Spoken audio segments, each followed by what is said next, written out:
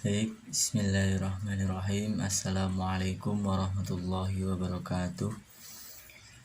Saya dari kelompok 1 yang terdiri dari 2 anggota, yaitu saya Muhammad Askanasi Ulwan dan Cindy Zulalina. Baik, di sini kami akan mempresentasikan kerja kelompok kami, yaitu pengertian filsafat komunikasi, perkembangan filsafat komunikasi, dan masalah-masalah dasar filsafat. Baik, pengertian filsafat komunikasi. Secara sederhana, filsafat komunikasi jika dihubungkan dengan kata ilmu memiliki arti, yaitu suatu filsafat yang mencoba mengkaji ilmu komunikasi dari ciri-ciri dan cara-cara memperolehnya. Jadi, filsafat ilmu memberikan sejumlah pertanyaan terhadap ilmu tersebut agar ilmu itu berkembang, berada dalam kerangka yang lebih luas, memiliki hubungan dengan ilmu-ilmu yang lain, dan dapat menjadi sistematis dan memiliki kebenaran.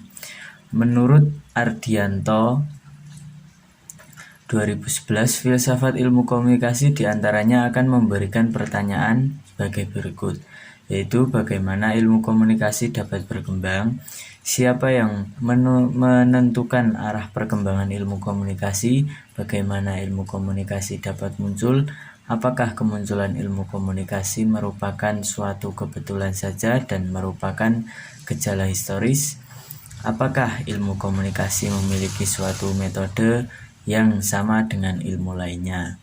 Menurut Muhammad Mufid tahun 2009 menjelaskan bahwa filsafat komunikasi adalah ilmu yang mengkaji setiap aspek dari komunikasi dengan menggunakan pendekatan dan metode filsafat, sehingga didapatkan penjelasan yang mendasar, utuh, dan sistematis seputar komunikasi. Di sini saya akan jelaskan tentang perkembangan filsafat. Yang pertama, Yunani kuno. Pada saat itu terjadi perubahan pola pikir metosentris, yaitu pola pikir yang sangat mengandalkan mitos untuk menjelaskan fenomena alam.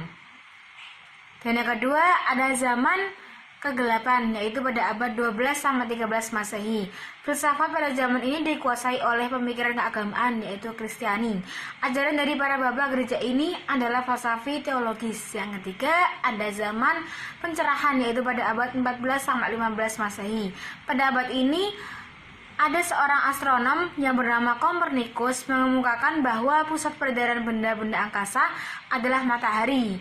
Namun, temuannya ini tidak disambut baik oleh otoritas gereja, sebab mereka menganggap bahwa teori yang dikemukakan oleh Kopernikus bertentangan dengan teori geosentrisme, yaitu bumi sebagai pusat peredaran benda-benda angkasa. Oleh karena itu, Kopernikus dihukum kurungan seumur hidup oleh otoritas gereja. Kemudian ada masa awal modern, yaitu 16 Masehi.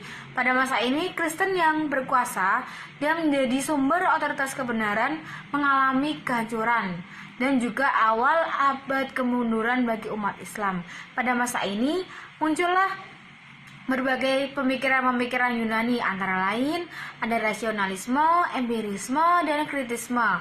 Pada masa ini, para filsuf zaman modern menegaskan bahwa pengetahuan tidak berasal dari kitab suci atau ajaran agama, tidak juga dari penguasa, tetapi dari diri mereka sendiri. Kemudian terjadilah perbedaan pendapat dalam memahami aspek ini. Kemudian selanjutnya ada perkembangan modern, yaitu pada abad 17-18 Masehi. Filsuf pada zaman ini disebut sebagai para empirikus, yang ajarannya lebih menekankan bahwa suatu pengetahuan ada karena pengalaman indrawi manusia. Lalu ada zaman postmodern. Kemudian perkembangan pemikiran filsafat pengetahuan memperlihatkan aliran-aliran rasionalisme, empirisme, dan idealisme dengan mempertahankan wilayah-wilayah yang luas.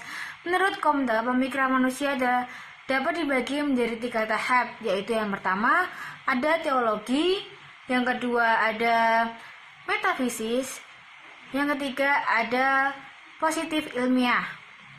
Bagi era manusia modern, ini Bagi era manusia modern ini, pengetahuan hanya menerapkan metode-metode positif ilmiah. Artinya, setiap pemikiran hanya benar secara ilmiah bila mana dapat diuji dan dibuktikan dengan pengukuran yang jelas dan pasti sebagaimana berat, luas, dan isi suatu benda. Kemudian ada masalah-masalah metodologis tentang ilmu metodologi adalah metode yang dipergunakan oleh suatu ilmu baik dilihat dari struktur logikanya maupun dalam hal validitas metodenya. Kemudian masalah-masalah etis tentang ilmu problem etis berkaitan dengan aspek moral dari suatu ilmu. Apakah ilmu itu hanya untuk ilmu ataukah ilmu juga perlu memperhatikan kemanfaatan dan kaidah moral masyarakat.